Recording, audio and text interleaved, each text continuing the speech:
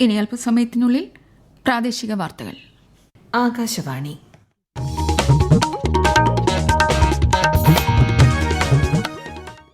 നമസ്കാരം. പ്രാദേശിക വാർത്തകൾ വായിക്കുന്നത് ലക്ഷ്മി ശ്രീവിജയ. പ്രധാന വാർത്തകൾ. ഒരു ദിവസത്തെ സന്ദർശനത്തിനായി പ്രധാനമന്ത്രി നരേന്ദ്രമോദി അസമിലെത്തി. ഗുവാഹത്തിയിൽ വിവിധ വികസന പദ്ധതികൾക്ക് തുടക്കം കുറിക്കും. RRTS പദ്ധതിക്ക് സംസ്ഥാന മന്ത്രിസഭ തത്വത്തിൽ അംഗീകാരം നൽകിയ വിവരം അറിയിച്ച് മുഖ്യമന്ത്രി പിണറായി വിജയൻ കേന്ദ്രത്തിന് കത്തയച്ചു. കൊല്ലം റെയിൽവേ സ്റ്റേഷനിലെ ബഹുനില പാർക്കിംഗ് സമുച്ചയം കേന്ദ്ര സഹമന്ത്രി സുരേഷ് ഗോപി ഇന്ന് ഉദ്ഘാടനം ചെയ്യും. സംസ്ഥാനത്ത് തീവ്ര വോട്ടർ പട്ടിക പരിഷ്കരണവുമായി ബന്ധപ്പെട്ട് ഹിയറിംഗ് ഉൾപ്പെടെയുള്ള പ്രവർത്തനങ്ങൾ അവസാന ഘട്ടത്തിലേക്ക്. ശബരിമല സ്വർണ്ണാപഹരണ കേസിൽ അന്വേഷണ സംഘം ശേഖരിച്ച പുതിയ സാമ്പിളുകൾ തിങ്കളാഴ്ച കോടതിയിൽ ഹാജരാക്കും. ISL ഫുട്ബോൾ 12ാം സീസണ് ഇന്ന് തുടക്കം. T20 ക്രിക്കറ്റ് ലോകകപ്പിൽ അയർലൻഡ് ഒമാൻ മത്സരം പുരോഗമിക്കുന്നു. വാർത്തകൾ വിശദമായി. ഒരു ദിവസത്തെ സന്ദർശനത്തിന്റെ ഭാഗമായി പ്രധാനമന്ത്രി നരേന്ദ്രമോദി അസമിലെത്തി. ദിബ്രുഗഡ് ജില്ലയിലെ മൊറാൻ ബൈപ്പാസിൽ സജ്ജമാക്കിയ എമർജൻസി ലാൻഡിംഗ് ഫെസിലിറ്റിയിൽ യുദ്ധവിമാനങ്ങൾ, ഹെലികോപ്റ്ററുകൾ എന്നിവയുടെ പ്രദർശനം അദ്ദേഹം വീക്ഷിച്ചു. അടിയന്തര ഘട്ടങ്ങളിൽ സൈനിക, സിവിൽ വിമാനങ്ങൾ ലാൻഡ് ചെയ്യുന്നതിനായി വ്യോമസേനയുമായി ഏകോപിപ്പിച്ച് നിർമ്മിച്ച വടക്ക് കിഴക്കൻ ഇന്ത്യയിലെ ഇത്തരത്തിലുള്ള ആദ്യത്തെ കേന്ദ്രമാണിത്. ഉച്ചയ്ക്ക് ശേഷം ഗുവാഹത്തിയിൽ 5450 കോടി രൂപയിലധികം ചെലവ് വരുന്ന വിവിധ പദ്ധതികൾക്ക് പ്രധാനമന്ത്രി തുടക്കം കുറിക്കും. 2019 പുൽവാമ ഭീകരാക്രമണത്തിൽ ജീവൻ ത്യജിച്ച ധീര ജവാന്മാർക്ക് ആദരാഞ്ജലികൾ അർപ്പിച്ച് ഉപരാഷ്ട്രപതി CP രാധാകൃഷ്ണൻ, പ്രധാനമന്ത്രി നരേന്ദ്രമോദി, ലോക്സഭാ പ്രതിപക്ഷ നേതാവ് രാഹുൽ ഗാന്ധി തുടങ്ങിയവർ. ശക്തവും സുരക്ഷിതവുമായ ഇന്ത്യ കെട്ടിപ്പടുക്കാൻ സൈനികരുടെ ത്യാഗം ഓരോ പൌരനും പ്രചോദനമാണെന്ന് ഉപരാഷ്ട്രപതി പറഞ്ഞു. സൈനികരുടെ ആത്മസമർപ്പണവും ദൃഢനിശ്ചയവും രാഷ്ട്ര സേവനവും എന്നും ഓർമ്മിക്കപ്പെടുമെന്നും പ്രധാനമന്ത്രി സമൂഹമാധ്യമത്തിൽ കുറിച്ചു. ഇന്ത്യ AI ഇംപാക്ട് ഉച്ചകോടിക്കൊരുങ്ങി ന്യൂഡൽഹി. ഈ മാസം 16 മുതൽ 20 വരെയാണ് ഉച്ചകോടി. French president Emmanuel Macron, Brazil president Luiz Inacio Lula da Silva, Sri Lankan president Anurag Kumara Dissanayake തുടങ്ങി നിരവധി ലോക നേതാക്കൾ ഉച്ചകോടിയിൽ പങ്കെടുക്കും. നിർമ്മിത ബുദ്ധി മേഖലയിലെ സഹകരണം ലക്ഷ്യമിട്ട് ജനങ്ങൾ, ഭൂമി, വികസനം എന്നീ 3 പ്രമേയങ്ങളിലൂന്നിയാണ് ഉച്ചകോടി സംഘടിപ്പിക്കുന്നത്. കേരളത്തിന്റെ റീജിയണൽ റാപ്പിഡ് ട്രാൻസിറ്റ് സിസ്റ്റം പദ്ധതിക്ക് സംസ്ഥാന മന്ത്രിസഭ തത്വത്തിൽ അംഗീകാരം നൽകിയ വിവരം അറിയിച്ച് മുഖ്യമന്ത്രി പിണറായി വിജയൻ കേന്ദ്ര നഗരവികസന മന്ത്രി മനോഹർ ലാൽ ഖട്ടറിന് കത്തയച്ചു. 2025 സെപ്റ്റംബറിൽ കൊച്ചിയിൽ നടന്ന അർബൻ കോൺക്ലേവിൽ കേന്ദ്ര സർക്കാർ നൽകിയ ഉറപ്പിന്റെ അടിസ്ഥാനത്തിലാണ് ഈ നീക്കമെന്നും കത്തിൽ വ്യക്തമാക്കുന്നു. അതിവേഗം നഗരവൽക്കരിക്കപ്പെടുന്ന സാഹചര്യത്തിൽ നിലവിലെ റോഡ് അടിസ്ഥാന സൌകര്യങ്ങൾ മെച്ചപ്പെടുത്തുന്നതിനായി ഉയർന്ന നിലവാരമുള്ള പൊതുഗതാഗത സംവിധാനം കേരളത്തിന് ആവശ്യമാണെന്ന് കത്തിൽ ചൂണ്ടിക്കാട്ടുന്നു. പദ്ധതിയുടെ സാങ്കേതികവും സാമ്പത്തികവുമായ പ്രായോഗികത പഠിക്കുന്നതിനായി നാഷണൽ ക്യാപിറ്റൽ റീജിയണൽ ട്രാൻസ്പോർട്ട് കോർപ്പറേഷന്റെ സഹായം സർക്കാർ തേടിയിട്ടുണ്ട്. കൊല്ലം റെയിൽവേ സ്റ്റേഷനിലെ പുതിയ ബഹുനില കാർ പാർക്കിംഗ് കേന്ദ്രത്തിന്റെ ഉദ്ഘാടനം കേന്ദ്ര സഹമന്ത്രി സുരേഷ് ഗോപി ഇന്ന് വൈകുന്നേരം നിർവഹിക്കും. അമൃത് ഭാരത് സ്റ്റേഷൻ പദ്ധതിക്ക് കീഴിൽ 30 കോടിയോളം രൂപ ചെലവഴിച്ച് 5 നിലകളിലായി നിർമ്മിച്ച ഈ കെട്ടിടത്തിൽ 200-ലധികം ഇരുചക്ര വാഹനങ്ങളും 130-ലധികം 4ചക്ര വാഹനങ്ങളും പാർക്ക് ചെയ്യാൻ സൌകര്യമുണ്ട്. പാലക്കാട് ജില്ലയിൽ സഹകരണ സംഘങ്ങൾ മുഖേനയുള്ള നെല്ലെടുപ്പ് ഇന്ന് ആരംഭിക്കും. സപ്ലൈകോയുമായി കരാറിലേർപ്പെട്ട മില്ലുകളായിരിക്കും സഹകരണ സംഘങ്ങൾക്ക് വേണ്ടി നെല്ലെടുക്കുക. കൂടുതൽ വിവരങ്ങളുമായി ആകാശവാണി പാലക്കാട് ജില്ലാ പ്രതിനിധി ഫൈസൽ അലിമുത്ത്.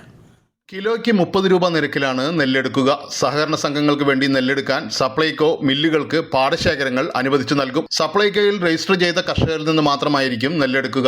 ഇതിന്റെ സംഭരണ രസീത് ഹാജരാക്കുന്ന മുറയ്ക്ക് അതത് സഹകരണ സംഘങ്ങൾ അപ്പോൾ നെല്ലിന്റെ വില നൽകുകയും ചെയ്യും. ഇതുമൂലം സംഭരണ വില ലഭിക്കാനുള്ള കർഷകരുടെ കാത്തിരിപ്പ് അവസാനിപ്പിക്കാനാകുമെന്നാണ് പ്രതീക്ഷിക്കുന്നത്. സംസ്ഥാനത്ത് 2ാം വിള നെല്ലെടുപ്പിനായി 37 മില്ലുകളാണ് സപ്ലൈകോയുമായി കരാർ ഒപ്പിട്ടിരിക്കുന്നത്. ആഗോള അയ്യപ്പ സംഗമത്തിലെ ഓഡിറ്റ് റിപ്പോർട്ടുമായി ബന്ധപ്പെട്ട് മാധ്യമങ്ങളിൽ പ്രസിദ്ധീകരിച്ച വാർത്തകൾ സത്യവിരുദ്ധമെന്ന് തിരുവിതാംകൂർ ദേവസ്വം ബോർഡ് പ്രസ്താവനയിൽ അറിയിച്ചു. ബോർഡിന്റെ പ്ലാറ്റിനം ജൂബിലി ആഘോഷങ്ങളുടെ ഭാഗമായി 2025 സെപ്റ്റംബർ 20-നാണ് പമ്പയിൽ അയ്യപ്പ സംഗമം സംഘടിപ്പിച്ചത്. മുഖ്യമന്ത്രിക്ക് കട്ടിൽ വാങ്ങാൻ തുക ചെലവഴിച്ചു എന്നതും നന്ദഗോവിന്ദം ഭജൻ സംഘത്തിന് തുക നൽകിയെന്നതും വ്യാജ പ്രചാരണമാണെന്ന് പ്രസ്താവനയിൽ വ്യക്തമാക്കുന്നു. ശബരിമല സ്വർണ്ണാപഹരണ കേസുമായി ബന്ധപ്പെട്ട് സന്നിധാനത്തെ സ്വർണ്ണപ്പാളികളിൽ നിന്ന് അന്വേഷണ സംഘം ശേഖരിച്ച സാമ്പിളുകൾ ഫോറൻസിക് പരിശോധനയ്ക്ക് അയക്കാൻ തിങ്കളാഴ്ച കൊല്ലം കോടതിയിൽ ഹാജരാക്കും.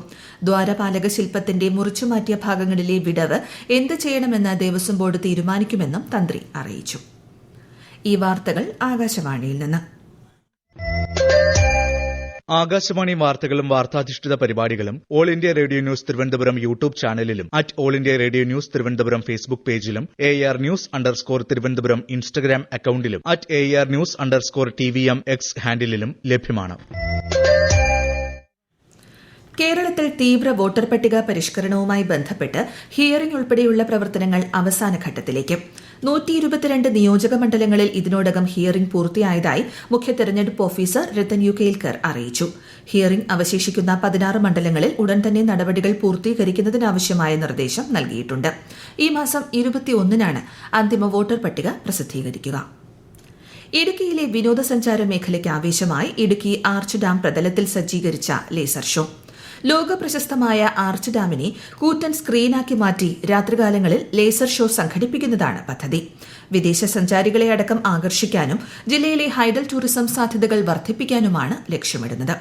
ആകാശവാണി ഇടുക്കി ജില്ലാ പ്രതിനിധി രതീഷ് കൃഷ്ണ തയ്യാറാക്കിയ റിപ്പോർട്ട്.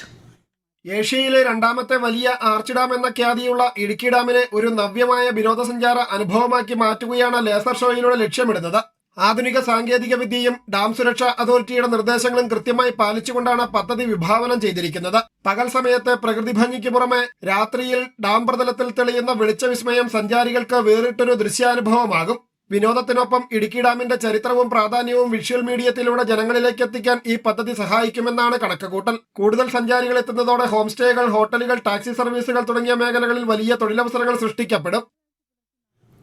മലപ്പുറം ജില്ലയിൽ 20.55 കോടി രൂപയുടെ വിവിധ പദ്ധതികളുടെ ഉദ്ഘാടനം ഇന്ന് ആരോഗ്യമന്ത്രി വീണ ജോർജ് നിർവഹിക്കും.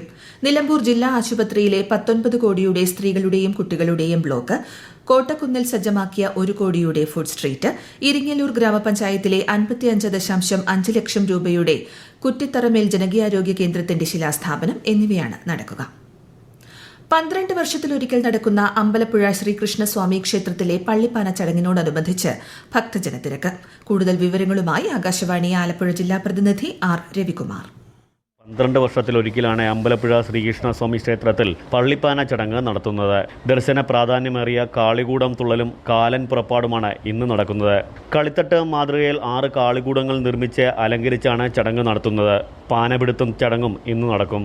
ഇതിനായി 4 ദിക്കുകളിൽ നിന്നും മണ്ണ് ശേഖരിച്ച് യജ്ഞശാലയിൽ സ്ഥാപിച്ചിട്ടുണ്ട്. വലിയ ഭക്തജന തിരക്കാണ് ഇപ്പോൾ അമ്പലപ്പുഴ ക്ഷേത്രത്തിൽ അനുഭവപ്പെടുന്നത്. ICC പുരുഷ T20 ക്രിക്കറ്റ് ലോകകപ്പിൽ അയർലൻഡ് ഒമാൻ മത്സരം പുരോഗമിക്കുന്നു. ആദ്യം ബാറ്റ് ചെയ്യുന്ന അയർലൻഡ് 17 ഓവറിൽ 5 വിക്കറ്റിന് 167 റൺസ് എന്ന നിലയിലാണ്. ടോസ് നേടിയ ഒമാൻ ഫീൽഡിംഗ് തിരഞ്ഞെടുക്കുകയായിരുന്നു. ഇന്നത്തെ മറ്റു മത്സരങ്ങളിൽ ഇംഗ്ലണ്ട് സ്കോട്ട്ലൻഡിനെയും ന്യൂസിലൻഡ് ദക്ഷിണാഫ്രിക്കയെയും നേരിടും. Indian super league football 12ാം season ഇന്ന് കൊൽക്കത്തയിൽ തുടക്കമാകും. ഉദ്ഘാടന മത്സരത്തിൽ കേരള ബ്ലാസ്റ്റേഴ്സ് നിലവിലെ ചാമ്പ്യന്മാരായ മോഹൻ ബഗാനെ നേരിടും. വൈകിട്ട് 5-നാണ് മത്സരം. ഇന്നത്തെ 2ാം മത്സരത്തിൽ FC ഗോവ ഇന്റർകാശി FCയെ നേരിടും. ഗോവയിൽ രാത്രി 7:30-നാണ് മത്സരം. സ്വർണ്ണവിലയിൽ വർധന. പവന് ഇന്ന് 1920 രൂപ വർദ്ധിച്ച് 1,15,680 രൂപയായി. ഗ്രാമിന് 240 രൂപ വർദ്ധിച്ച് 14,460 രൂപയായി. ആലുവ മഹാദേവ ക്ഷേത്രത്തിലെ ശിവരാത്രി മഹോത്സവത്തോടനുബന്ധിച്ച് കൊച്ചി മെട്രോ നാളെയും മറ്റന്നാളും പ്രത്യേക സർവീസ് നടത്തും. ശിവരാത്രി ദിനമായ നാളെ തൃപ്പൂണിത്തുറ ടെർമിനലിൽ നിന്ന് രാത്രി 11:30 വരെ സർവീസ് ഉണ്ടാകും. തിങ്കളാഴ്ച ആലുവ മെട്രോ സ്റ്റേഷനിൽ നിന്ന് പുലർച്ചെ 4 മണിക്ക് സർവീസ് ആരംഭിക്കും. രാവിലെ 6 മണിവരെ 30 മിനിറ്റ് ഇടവേളയിൽ സർവീസ് ഉണ്ടായിരിക്കും. പ്രസിദ്ധമായ 114ാമത് അയിരൂർ ചെറുകോൽപ്പുഴ ഹിന്ദുമത പരിഷത്തിന് വിദ്യാധിരാജ നഗറിൽ നാളെ തുടക്കമാകും. ഉച്ചകഴിഞ്ഞ് 3:45-ന് തിരുനാവായ മഹാമാഘ മഹോത്സവ പരമാചാര്യൻ മഹാമണ്ഡലേശ്വർ സ്വാമി ആനന്ദവനം ഭാരതി മഹാരാജ് ഉദ്ഘാടനം നിർവഹിക്കും. പ്രധാന വാർത്തകൾ വീണ്ടും. ഒരു ദിവസത്തെ സന്ദർശനത്തിനായി പ്രധാനമന്ത്രി നരേന്ദ്രമോദി അസമിലെത്തി.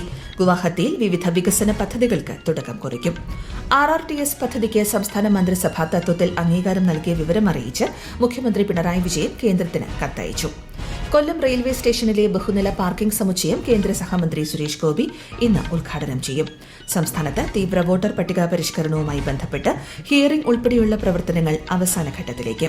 ശബരിമല സ്വർണ്ണാപഹരണ കേസിൽ അന്വേഷണ സംഘം ശേഖരിച്ച പുതിയ സാമ്പിളുകൾ തിങ്കളാഴ്ച കോടതിയിൽ ഹാജരാക്കും. ISL ഫുട്ബോൾ 12ാം സീസണ് ഇന്ന് തുടക്കം. T20 ക്രിക്കറ്റ് ലോകകപ്പിൽ അയർലൻഡ് ഒമാൻ മത്സരം പുരോഗമിക്കുന്നു. പ്രാദേശിക വാർത്തകൾ കഴിഞ്ഞു. അടുത്ത വാർത്താ പ്രക്ഷേപണം 12:50.